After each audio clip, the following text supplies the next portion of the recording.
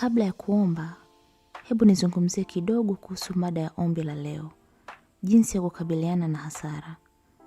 Kupoteza mtu unayempenda bila shaka ni mmoja uzoefu mgumu zaidi maishani. Iwe inakuja ghafla au baada ya ugonjwa mrefu. Maumivu unaweza kuhisi kuwa makubwa, yakiacha watu wakishindwa kujua jinsi ya kuendelea mbele. Wakati huo, ni muhimu kukumbuka kwamba hauko peke yako katika maombolezo hayo. Iwe unapozika hasara mwenyewe au unamsaidia mwingine kupitia hilo. Biblia inatupa faraja katika Zaburi ya 23 mstari wa 4. Hata nikienda katika bonde la uvuli wa mauti, sitaogopa mabaya, kwa maana wewe uko pamoja nami. Fimbo yako na kijiti chako vinanifariji. Mstari huu unatukumbusha kwamba Mungu yuko pamoja nasi katika nyakati zetu za giza. Yeye hatuachi katika maombolezo yetu. Badala yake, yeye anatembea nasi akitupa amani yake na mwongozo tunapohitaji zaidi. Hata Yesu mwana wa Mungu alipokumbana na maumivu ya hasara, alipoona Maria na Martha wakilia kwa sababu ya kifo cha ndugu yao Lazaro, Biblia inasema katika Yohane 11 mstari wa 35, Yesu alilia katika maeneo haya mawili. Tunaona huruma ya Mungu. Yesu anafahamu maumivu yetu.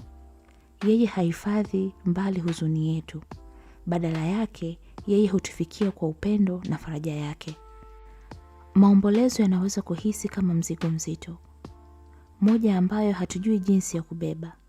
Lakini katika nyakati hizi, tunahimizwa kumgeukia Mungu, tukijua kuwa yeye yuko tayari kutupa uponyaji na nguvu tunazozihitaji. Fikiria amani inayokuja kutokana na kumkabidhi Mungu maumivu yako na kuamini yeye kukupeleka kupitia kila siku. Mtume Paulo anatupa tumaini zaidi katika Wathesalonike wa kwanza sura ya 4 mstari wa 13 na 18. Ndugu zangu, hatutaki mjue kuhusu wale wanaolala kifo, ili msiliwe kama mataifa mengine ambao hawana tumaini. Kwa maana tunaamini kuwa Yesu alikufa na kufufuka tena. Na hivyo tunaamini kuwa Mungu atawaleta pamoja na Yesu wale waliolala katika yeye. Ahadi hii inatufariji kuwa kifo sio mwisho. Kupitia Kristo tunayo tumaini la uzima wa milele na tunaweza kupumzika katika maarifa kwamba tutakuwa pamoja tena na wapendwa wetu siku moja. Hebu tuchukue muda sasa kuleta maombolezo yetu mbele za Mungu kwa maombi. Tukimuomba atuponye mioyo yetu, atufariji katika maumivu yetu na atujaze matumaini kwa ajili ya kesho. Tunakuja mbele zako leo kwa mioyo mizito ya huzuni, tumejaa maumivu ya hasara.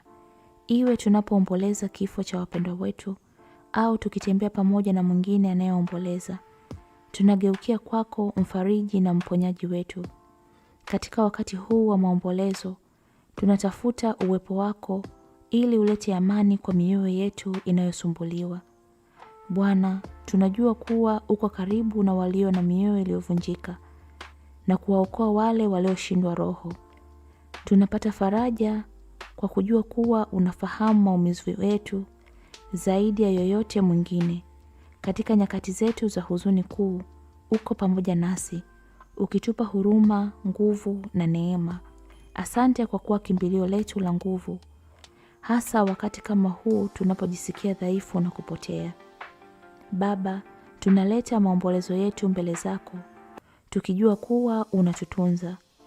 Tunatoa maumivu yetu mikononi mwako, tukiamini kuwa unatufadhili. Tusaidie kukumbuka kuwa ingawa wapendwa wetu wanaweza kuwa wameondoka kutoka kwa maisha haya ya duniani, wako salama katika mikono yako ya upendo. Wamekuwa huru kutoka kwenye mateso na maumivu. Tunafarijika kujua kuwa kifo sio neno la mwisho. Umetuahidi uzima wa milele katika Kristo, na kwa hilo tunakushukuru milele. Tunakuomba Bwana, amani yako ijaze mioyo yetu. Tunajua kuwa amani haimaanishi kukosekana kwa maumivu, bali ni uhakikisho wa uwepo wako hata katikati yake. Amani yako ilinde mioyo yetu na akili zetu, ikileta uponyaji kwa majeraha yetu. Tunaomba nguvu ya kukabiliana na kila siku mpya na neema ya kuendelea, hata wakati uzito wa huzuni yetu unahisi kuwa haukabiliki. Tusaidie Bwana kutunza kumbukumbu za wapendwa wetu, nyakati tulizoshiriki nao na upendo uliowaleta katika maisha yetu. Acha kumbukumbu ziwe chanzo cha faraja na uhimizo, tukijua kuwa upendo tuliopata nao hautochukuliwa. Tusaidie kushikilia tumaini la uzima wa milele na ahadi kwamba siku moja tutakutana tena na wale tuliowapoteza, mahali ambapo hakuna maumivu, hakuna mateso na hakuna kifo. Bwana, tunainua kwa mbele zako wale wanaoomboleza pia, iwe ni familia, marafiki au wengine katika jamii yetu. Wajaze kwa uwepo wako na faraja kama tunavyotafuta leo.